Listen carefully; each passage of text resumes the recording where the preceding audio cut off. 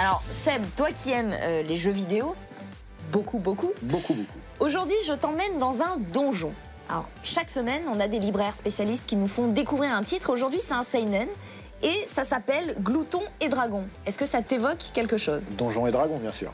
Carrément. Voilà. Mais glouton, ça veut dire qu'il y aura de la bouffe, un maximum de bouffe. Je te remercie d'être venu, on se retrouve très vite. De toute façon, je te poserai un maximum de questions. Prépare-toi. Mais en attendant, je te propose de découvrir ce seinen, Glouton et Dragon. Allons-y.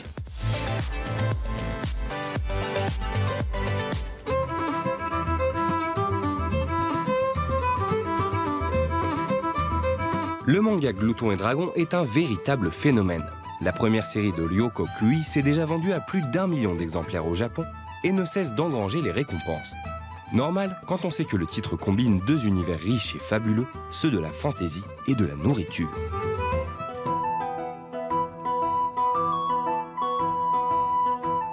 Glouton et Dragon démarre dans une quête puisque nos aventuriers sont dans un donjon. Et là, la magicienne du groupe, Farine, qui est la sœur de Laios, le chevalier, se fait bouffer par le dragon. Eux opèrent un retrait, se retrouvent à l'extérieur et Laios qui dit « il faut sauver ma sœur ».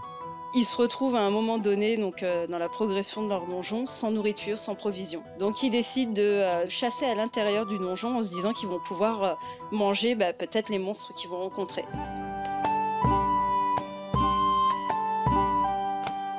Rencontrer un nain. Lui a l'habitude de cuisiner les monstres, donc du coup il va leur donner plein de petites astuces et autres pour pouvoir bien cuisiner et bien manger.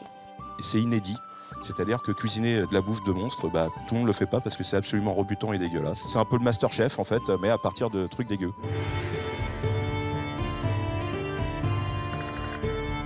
Ils vont s'arrêter assez souvent, donc on va découvrir une multitude de monstres différents.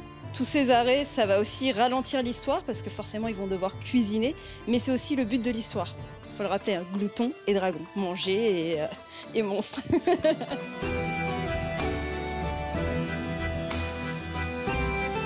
Glouton et Dragon est un titre qui joue tout sur son humour. Entre ses personnages clichés typiques des RPG et ses monstres parfois surprenants, le titre détourne les codes du genre d'une manière aussi drôle qu'attachante.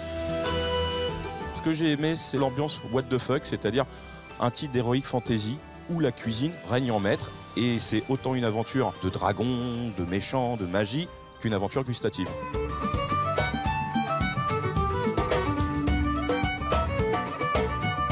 Aussi bizarre que cela puisse paraître, la recette de Glouton et Dragon prend bien.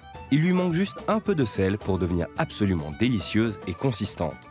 Les héros ont cependant réussi leur quête principale, celle de nous faire bien rire, tout en nous mettant l'eau à la bouche.